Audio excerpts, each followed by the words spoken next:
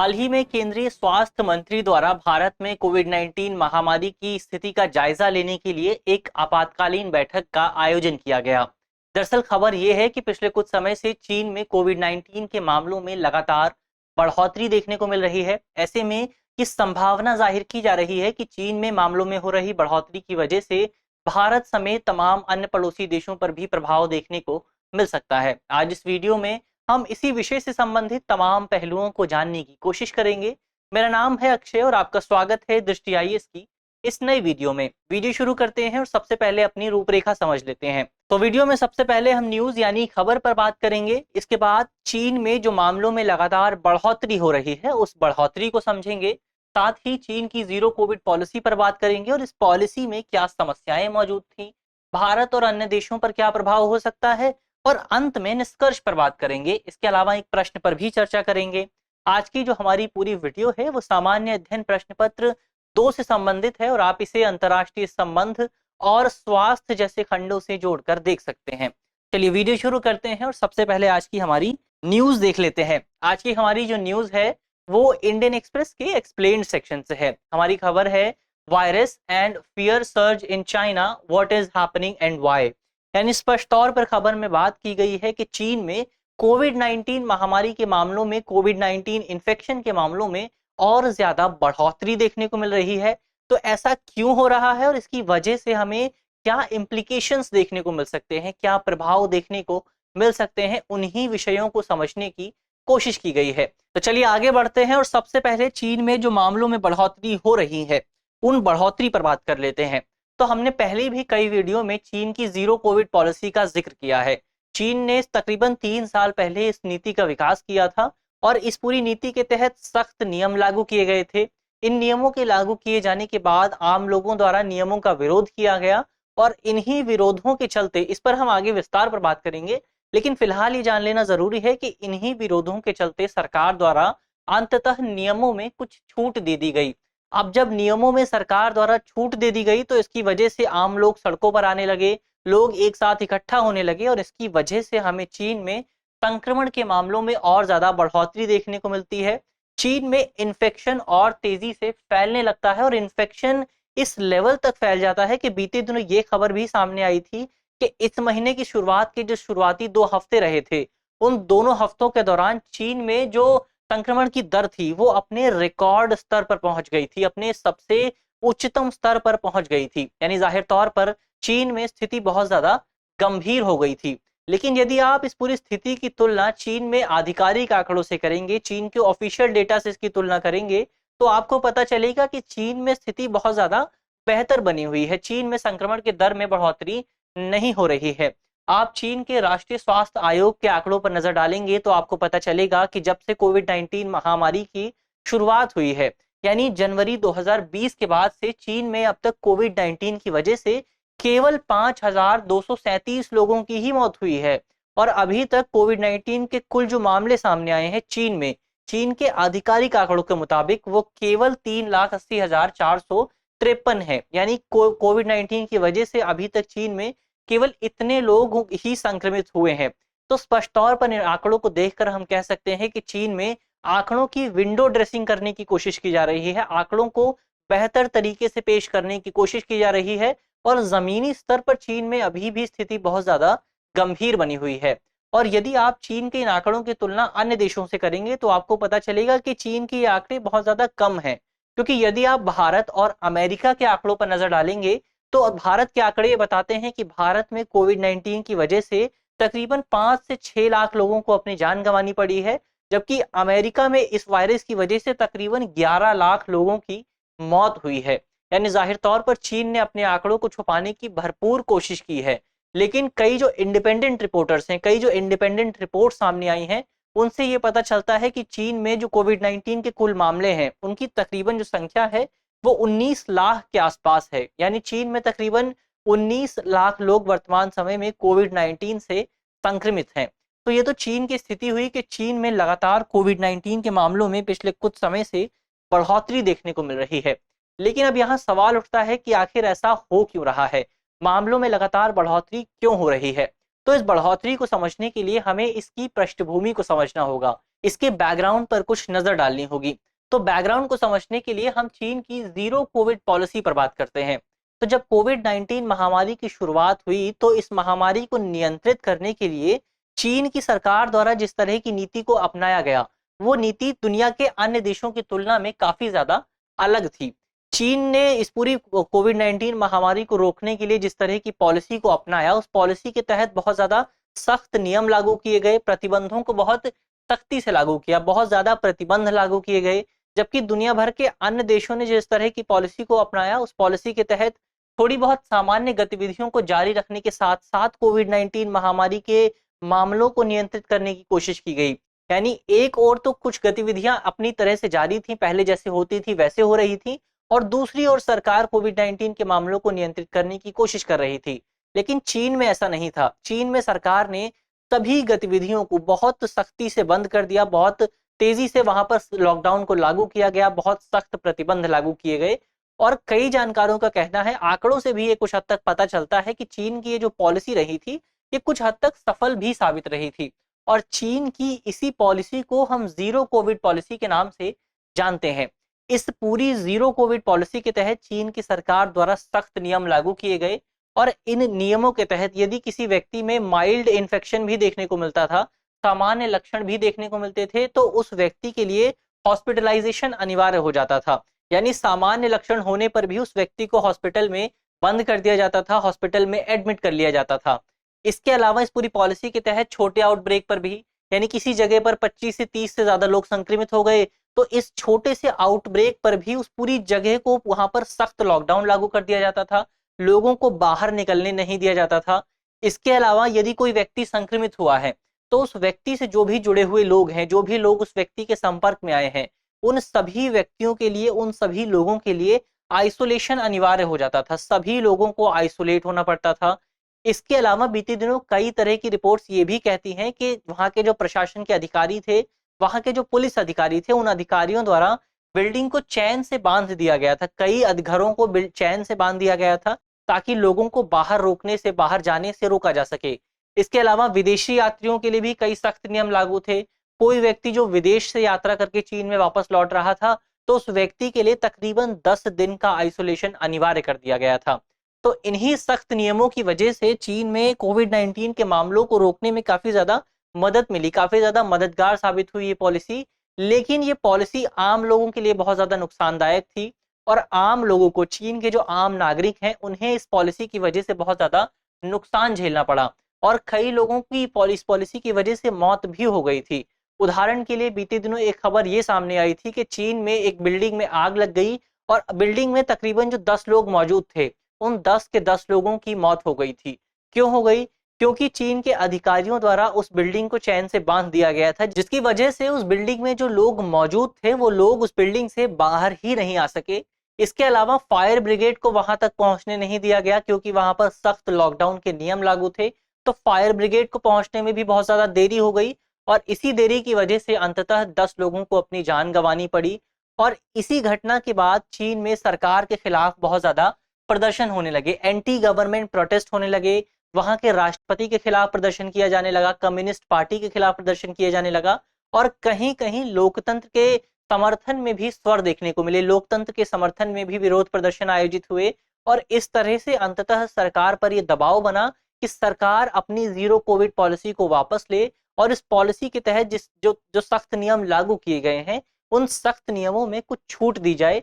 और इसी दबाव को देखते हुए अंततः चीन की सरकार द्वारा इन नियमों को कुछ कम कर दिया गया, इन सख्त नियमों में कुछ छूट दी गई। और जैसे ही ये छूट दी गई, वैसे ही चीन में कोविड-19 के मामलों में और ज्यादा बढ़ोतरी देखने को मिली।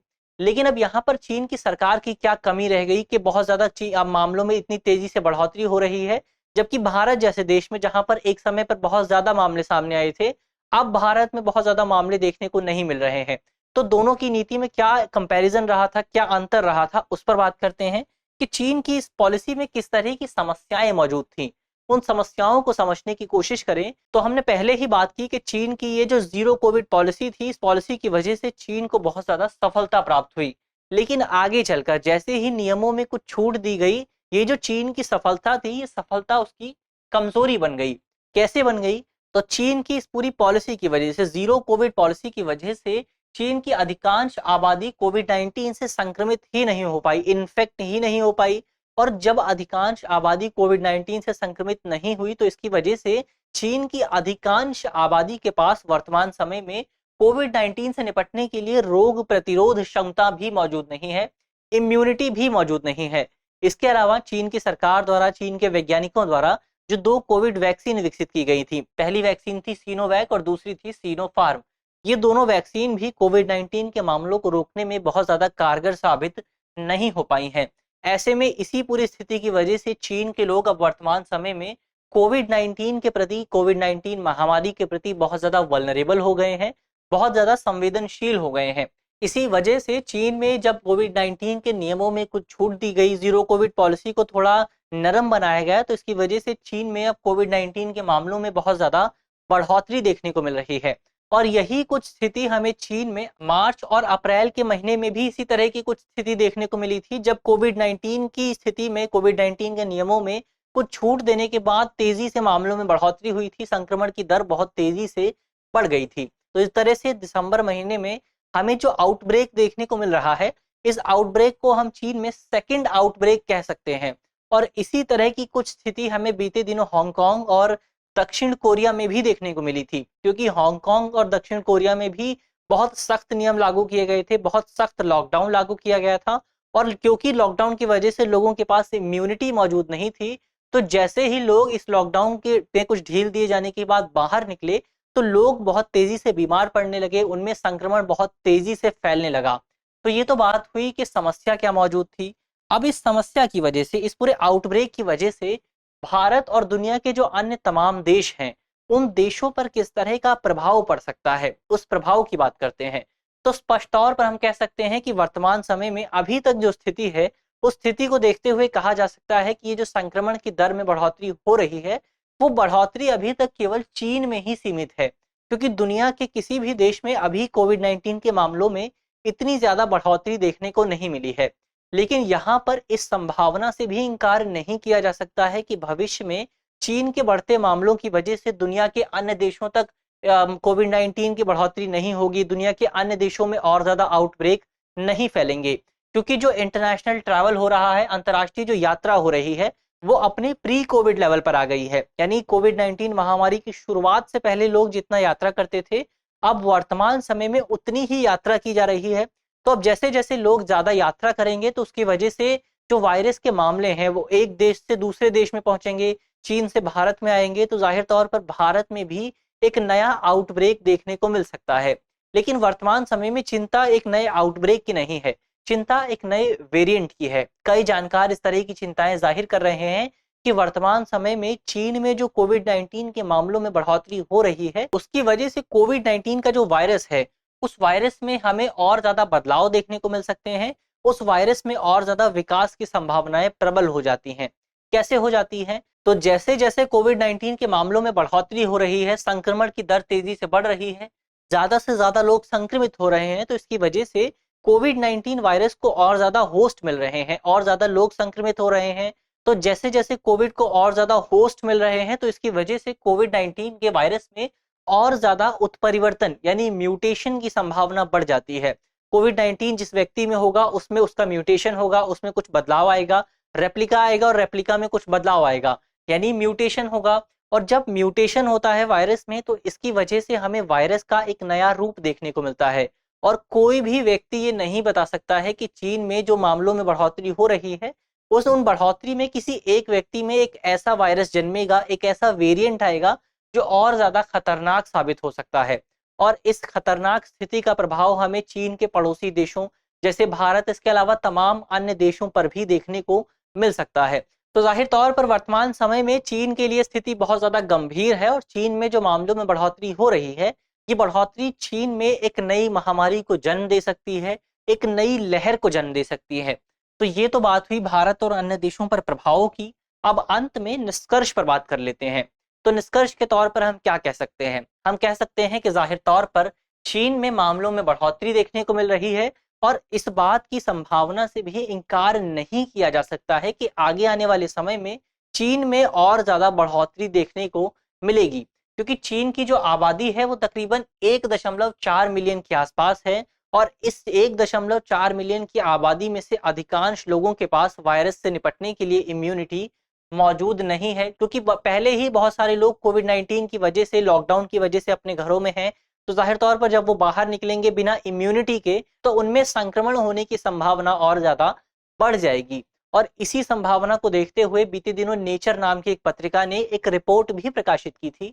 इस रिपोर्ट में यह प्रेडिक्शन दिया गया था कि यदि चीन में स्थिति इसी तरह से गंभीर बनी रहती है, तो इस गंभीर स्थिति की वजह से चीन में तकरीबन 1 मिलियन लोगों को वायरस की वजह से अपनी जान गंवानी पड़ सकती है। तो जाहिर तौर पर चीन में चीन के नागरिकों के लिए वर्तमान समय में स्थिति और ज़्यादा गंभीर बन गई है। इसके अलावा चीन में जो 2 वैक्सीन बनाई गई थी, पहली वैक्सीन थी सिनोवैक और सिनोफार्म, दोनों वैक्सीन बहुत ज़्यादा प्रभावशाली साबित नहीं हुई है। दोनों वैक्सीन ने बहुत महत्वपूर्ण काम नहीं किया है।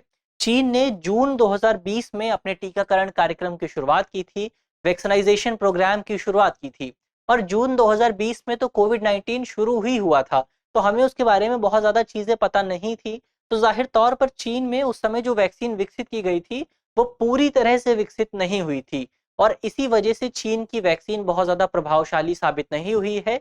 जबकि भारत और भारत समेत दुनिया के जो तमाम अन्य देश रहे हैं, जैसे अमेरिका, इसके अलावा यूरोप के जो देश रहे हैं, इन तमाम देशों में वैक्सीन ने कोविड-19 के मामलों को रोकने में बहुत ज़्यादा इम्पोर्टेंट रोल प्ले किया है। ऐसे में हम कह सकते हैं कि वर्तमान समय में चीन की स्थिति को देखते हुए ये कहा जा सकता है कि चीन में कोविड-19 के मामलों की गंभीरता को रोकने के लिए, संक्रमण की दर को कुछ हद तक कम करने के लिए वैक्सीन बहुत ज़्यादा इम्पोर्टेंट है। जब तक चीन द्वारा एक महत्वपूर्ण वैक्सीन विकसित नहीं की जा सकती है या फिर अन्य देशों से वैक्सीन नहीं लाई जाती है, तब तक हमें चीन में कोविड-19 के मामलों में कमी देखने को नहीं मिलेगी। क्योंकि चीन के लोगों के पास इम्यूनिटी बहुत कम है, क्योंकि पहले से ही वो लॉकडाउन में मौजूद थे। तो ऐसे में एक विकल्प ये है कि कोविड-19 के मामलों को बढ़ने दिया जाए और लोगों में इम्यूनिटी को आने दिया जाए। लेकिन ऐसे में हमें मृत्यु दर बहुत ज़्यादा तेज़ी से बढ़ने को मिल सकती है। तो ऐसे में वैक्सीन बहुत ज़्यादा इम्पोर्टेंट साबित होगी और इसके लिए चीन की सरकार जल्द ही कोई बड़ा कदम भी उठा सकती है। अब अंत में एक प्रश्न पर बात कर लेते हैं। प्रश्न जो है वो मेंस का है और आप 250 शब्दों में इसे लिखने की कोशिश कर सकते हैं। आज का हमारा प्रश्न है कि चीन में बढ़ते कोविड मामले देश के लिए एक नई महामारी को जन्म दे सकते हैं। कथन का विश्लेषण कीजिए। यानी स्पष्ट तौर पर आपको बात करनी है कि कोविड-19 के जो मामलों में बढ़ोतरी हो रही है चीन में, उस बढ़ोतरी की वजह से हमें दुनिया भर में एक नई महामारी देखने को मिल सकती है।